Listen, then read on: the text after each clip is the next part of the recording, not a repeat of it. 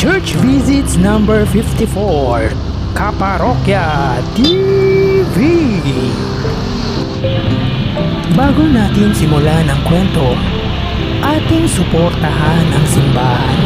Sumali tayo sa iba't ibang religious activities or organization tulad ng choir, altar server, mother butler, lay minister at marami pang iba. Atin ding respetuhin ang paniniwala ng ibang religious organization.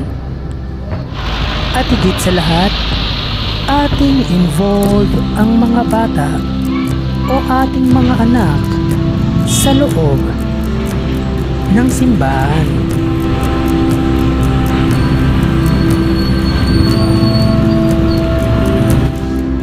The Saint Francis of Assisi and Santa Quiteria Parish. Marami mang kwento ang ating narinig ukol sa tunay na pinagmulan ng imahe ng patrong si Santa Quiteria na matatagpuan sa simbahan sa Caloocan, kung saan sinasabing ito ay nakitang paanod-anod sa ilog ng Tulyahan o dala daw ng isa sa maraming spiritual organization o misyonaryo mula pa nung panahon ng Kastila. Si Santa Quiteria o Quiteria ay ipinanganak noong 2nd century sa Braga, Lusitania na ngayon ay mas kilala bilang Portugal, kung saan siyam silang magkakakambal na magkakapatid na babae na kung tawagin ay nonuplet sisters, dahilan para ipatapon sila ng kanilang ina na si Calcia sa katulong niyang si Sila na isang Katoliko. Dahil pakiramdam ng kanilang ina na parang nagsilang siya na parang hayop sa dami ng kanyang ipinanganak, subalit hindi ito sinunod ni Sila, bagkos inuwi niya ito at inalagaan. Sa kanilang paglaki, bumuo sila ng grupo na kung saan ipinapalaya o pinapalaya nila ang mga nakakulong na Katoliko at sinisira nila ang mga ribulto ng mga Diyos-Diyosan ng mga Romano. Makailang beses man silang nahuli ng mga ito, kung saan nakilala sila ng kanilang ama na prinsipe ng Galicia at pinakausapan na talikuran ang pagiging Katoliko at magpakasal sa mga pagano, na mariing itinanggi ang kahilingan nito. Sa kanilang pagkakakulong ay nagpakita ang anghel ng Diyos at pinalaya sila nito. Ngunit si Quiteria ay muling nahuli at muling pinakausapan tungkol sa kagustuhan ng kanilang ama, kung saan muli niya itong tinanggihan. At sa kanyang pagkakakulong ay nagpakita ang mahal na berhen at binigyan siya ng singsing na magpre-preserve ng kanyang virginity, at kung sino man ang humingi ng tulong, lalo na ang may sakit, ito'y kanyang mapapagaling. Nang mawala ang Berheng Maria, natagpuan niya ang kanyang sarili na malaya na. Nang mahuli siyang muli ay inutusan o ipinag-utos na pugutan siya ng ulo at itapon ang kanyang katawan sa dagat. Ngunit dahil sa kanyang pananampalataya ay umahon siya sa dagat, tangan ang ulo niya. Kung kaya't makikita natin ang imahe ni Santa Quiteria na tangan ang kanyang pugot na ulo. Si Santa Quiteria ay naging ganap na santa nang i-canonize siya ni Pope Clement XI noong 1716, kung saan siya ay ang patroness against rabies at marami pang iba.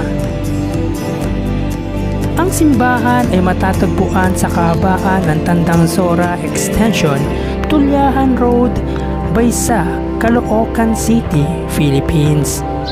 At tulad ng tipikal na Katolikong simbahan, ito ay nagsimula sa maliit na kapilya na gawa sa kahoy na nakaharap sa ilog ng Tulyahan o Tulyahan River, na ayon sa kwento ay siyang pinagtagpuan ng imahe ng santa na palutang-lutang sa nasabing ilog, kung saan noong panahong yon Ang mga pari mula sa kalapit na parokya o seminaryo ang nagsasagawa ng lingguang misa sa naturang kapilya.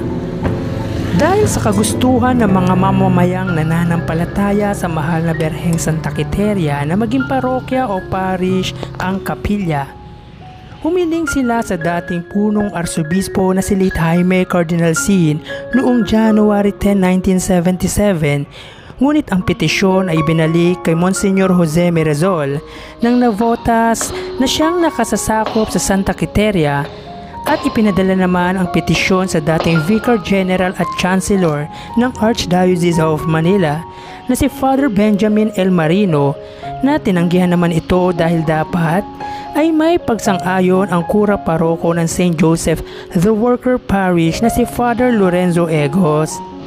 Sa kanilang pagbalik, after Father Ego signed off the petition kay Cardinal C noong November 7, 1978, ay isinawalang bahala niya ito. Dahilan para lumapit ang grupo ng petitioners sa kaibigan ng Kardinal at residente ng nasabing lugar na si Doña Villamor na kalaunay nabigyan ng linaw ang petisyon, subalit marapat daw na may mga ngalaga sa kura paroko at dapat palakihin ang simbahan. Makalipas ang ilang buwan ay nabuo ang samahang nagmamahal sa Berheng Santa Quiteria noong January 25, 1979 at nung taon din yon ay ang pagdating ng mga pareng Italyano na humingi ng pahintulot sa kardinal para palaganapin ang kanilang kongregasyon at ipakilala ito sa bansa na siyang dahilan para ang mga pareng Italyano ang siyang mga laga sa simbahan na na-establish noong September 11, 1979 kung saan si Father Antonio Gabriel Pelletieri ang umupong kauna-unahang kura paroko o parish priest nito.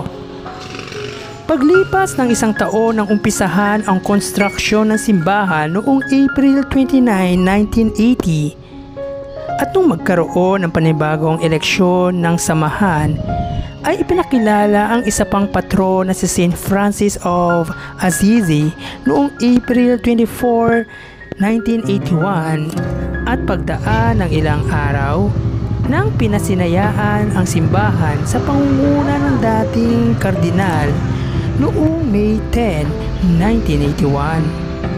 Several years after, ang misyonaryo naman mula sa Sacred Heart ang umukupa sa pangangalaga ng simbahan noong June 15, 1984 kung saan si Father Jake Pascual ang naging kura paroko sa ilalim ng pangangalaga ng mga misyonaryo. Ipinagdiriwang ang taunang kapistahan ng simbahan tuwing May 22 under by Santa Quiteria at October 4 under by St. Francis of Assisi. At ang kasalukuyang kura paroko o parish priest ay si Father George Alfonso at ang parochial vicar ay si Father Richie Estrada.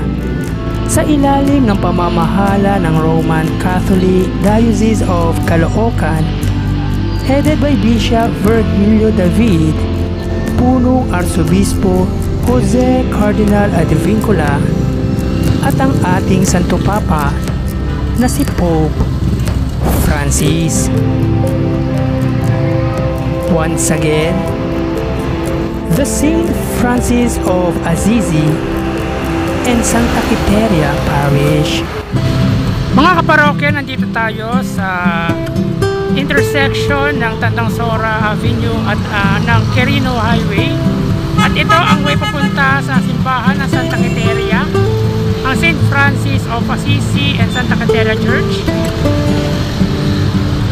Yan ang papunta sa may Novaliches Bayan.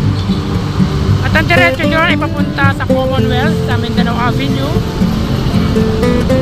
At ito ay papunta sa Balintawak. Again, atin tangkilikin ang kwento ng Katolikong simbahan. Salamat!